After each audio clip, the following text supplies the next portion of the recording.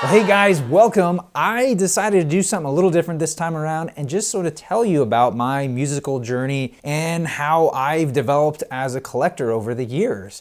And to start at the very beginning, my very first memories of music is vinyl. My family had this media center and we kept our vinyl, like my brothers and my parents, all in this lower cabinet area, and I was so, I was a little kid, I was 3, and that was the only cabinet I could really access. And I just remember pulling out those records and looking at the covers and being so enthralled with that, because I physically couldn't reach the record player, but also I wasn't allowed to mess with the record player because I could scratch them, and I think I would even get in trouble looking through all those records, especially by my brothers. But it was just something that always fascinated me. I remember my brothers getting a new album and recording it to tape so they could play it in their car, and they would I remember this thing, this Zero Stat gun. I mean, this is the actual one from my family. I remember they would be sitting there doing this and then getting the duster so that they wouldn't have pops on their cassette tape recording of their album. It felt like magic to me. Like there was some sort of wizardry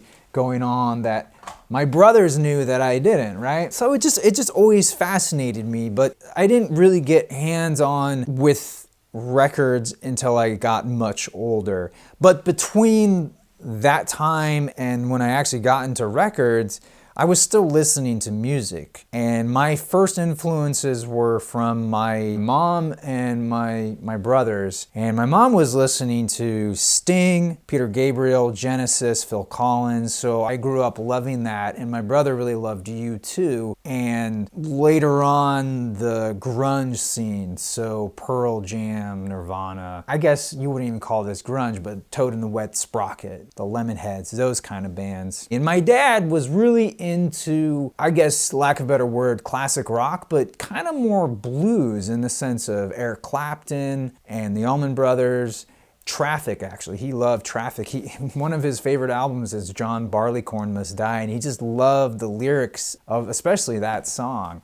And he would play that for me. He got really excited. Oh, of course, he loved the Beatles. So my love of the Beatles came from my parents. So that was probably my elementary years. And my friend gave me a cassette of Weird Al's Dare to Be Stupid. That was my first memory of having my own music. It set me off, and I gobbled up more and more Weird Al, and my friends collectively, we all bonded over Weird Al and watched UHF religiously. I want to say that Weird Al was a big influence on me in the sense that he gave me this foundation of appreciating all styles of music. Because if you've ever listened to one of his albums, you know that half the songs are his own and then half are parodies, but a lot of his own music are pastiches of other songs. So he might do hard rock, rap, dance music, alternative, all on one album and going song from song to song. So it really gave me an understanding of different types of music that are out there. 6th grade happens and I meet a new friend, and his name is Jason, and he was like an old soul, you know what I mean? He just loved classic rock so much. His favorite was Jimi Hendrix, and he got me big into classic rock. I was buying up a lot of stuff on CD, but I remember distinctly one of the first albums I bought on vinyl was Leonard Skinner's Gold and Platinum, and it was because I really wanted to get a copy of Freebird. And that was the cheapest and most cost-effective way to buy a bunch of Leonard Skinner songs. And it had, I think, an 11-minute or 14-minute version of Freebird. And my friend Jason, his older brother, and I would all air guitar to that song, and we would trade solos. And it was just such a fun, epic time. And I loved it. This was, high school. I just started high school. So I was buying up CDs too. I had some cassettes, but mostly I was buying CDs, not so much records. I actually didn't realize records were still being made of new music. And this is the early 90s, by the way. Maybe if I had, I might have sought out some of these albums on vinyl, but I think it just wasn't around. I mean, I would shop for music at the mall. In the mall, there was 2 music stores, and they pretty much only sold CDs and cassettes and box sets. That was about it. I don't remember vinyl. You'd have to go to more of a specialty shop. Part of me kicks myself because some of those 90s pressings are just, whew, they are going up in price. And then I remember my friend, he was much more into current music. So he was into Green Day, the new Aerosmith.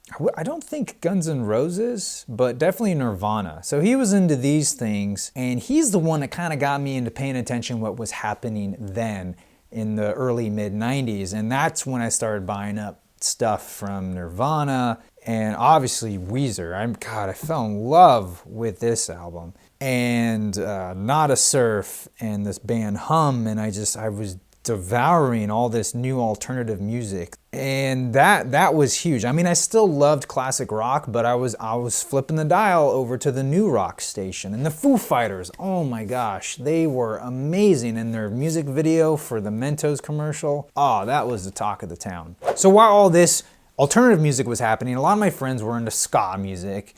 And I started getting heavy into that and going to ska shows down in Santa Cruz. The local band there was called Slow Gherkin. And some of my friends were starting bands, and I picked up trumpet because I wanted to one day be in a ska band. Towards the end of, probably my sophomore year, started hanging out with my friend Phil. And Phil was into much older music, stuff from the 50s and 60s, and especially rockabilly. And I'd never heard of rockabilly. I'm like, what is that? And he started turning me on to this. And by my senior year, I got way into that music. And I eventually started a band with Phil doing rockabilly music, both covers and originals. And we were just a two-piece. I was guitar and Phil was upright bass. And at that point, I got obsessed with stuff from the 50s and 60s. I got obsessed with the cars, the music, the movies. And it was around this time that I actually started to collect vinyl again. But it was more in the sense I would go to thrift stores, and as I was shopping, I would check the whole store. So I was looking for old video games, movies, music, and flip through and buy stuff for $1, take a chance. Why not, right? Still have that mentality today. At that time, I was mostly focused on 50s, 60s stuff, some stuff from the 80s, stuff that was funny, like I had a funny cover, I would buy it up. I remember getting fascinated by really bizarre out there stuff from the 50s and early 60s, stuff like Martin Denny and Arthur Lyman, Corla Pandit and Enosh Light, stuff that my grandparents probably listened to. And those people are the squarest people around, and this music's so bizarre. I just found that juxtaposition so odd. And I remember the Book of Tiki came out in 2000, and that gave me this window to this whole world I never knew existed back in the 50s and 60s. So all this stuff just really fueled my love of 50s, 60s culture and rockabilly stuff, and it just kind of all fit together. Then around 2002, I left for college up in San Francisco. I kind of wasn't collecting as much, but mostly I was focused on getting my film degree. And then eventually made my own feature film called Flying Saucer Rock and Roll. And that's also where I met Josh. You know, eventually we developed this show, but that was the first time we worked together. So this was about, gosh, this must have been 2006. And now I'm out of college, I'm back home,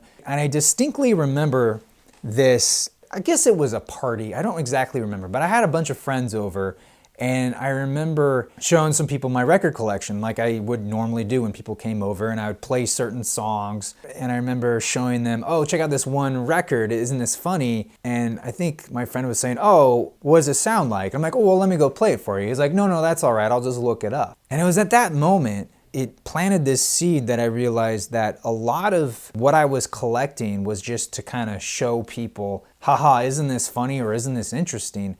But it was taking up space, and here was this internet, this YouTube that had all this stuff on it that you could just look up an album and you could hear it right then and there. It just made me go, why am I hanging on to all this stuff? I will couple that with the fact that I was getting ready to move to LA, and I was getting rid of a lot of stuff. So I, at that point, essentially got rid of half of my record collection because a lot of it was just stuff I wasn't listening to, I just thought was funny or whatever. So basically, I hung on to stuff that I actually liked to listen to or had some sort of meaning. I ended up trading a lot of it to my local record shop up in Santa Cruz, Logos, and I ended up buying some CDs, and the rest I just donated. and my record collection kind of got put in storage for a while. And then I moved to LA in the end of December '07, and I rented out a room in a house, and I didn't have a lot of room for records. Pretty much my record collection stayed in storage, but I did bring down my record player. I maybe had half dozen so albums that my favorites that I would have on hand. But that was kind of a dark period. I didn't have a lot of records. I wasn't buying a lot of records. 2010, I kind of hit a low spot in terms of acting career, and I wasn't really working. I didn't have a lot of prospects on the horizon, and I didn't know what to do with my time. And that's when the idea for this show happened, and it just took off from there. And now I am collecting more so than I ever have in my past. I love it. And then the other side is I'm checking out albums I never really listened to that are, for lack of a better term, famous. Like, they're classics, and I just hadn't listened to them for whatever reason because I was kind of stuck in these other genres like rockabilly and alternative and stuff. And I've just been getting into a lot of these classic albums, and I've been listening to them on vinyl, and it's been so much fun. It's exciting. Now there's so much music out there, and I'm so happy to be in this position where I am appreciating more and more music and keeping an open ear and constantly listening to what's on the horizon and what came before. And it's just been such a fun experience. And since starting this show, I know so much more. I have a larger appreciation for all types of music. And a lot of that has to do with you guys. You guys who comment, tell me to check out stuff. It's really been an inspiration for me, and it's kept me going with this show, because so much of this, it's a lot of hard work with not a lot of payoff. But hearing from you guys really makes up for that, and it keeps me going. And what's been really cool is checking out albums I just wrote off, or bands that I just kind of wrote off, like I didn't think wouldn't be my thing, like Hall & Oates or Metallica or Death Grips. I think you get the idea. So it's just, I can't really begin to thank you guys enough for continuing to support this channel, to support me through my journey, my musical collecting journey. And I'm a better person, I'm a better listener because of you guys. So thank you so much. Well, that's pretty much it. Thank you so much for sticking around and watching this video. I really appreciate it. I'm your Vinyl Geek, and I'll catch you on the flip side. Hey guys, thanks again for checking out this video. Now, if you're interested in watching more, I suggest checking out my top 10 desert island discs. It's a little dated now, but I think it'll give you a good understanding of where I am as a listener. Also, you can hit me up on social media or hit subscribe if you haven't already.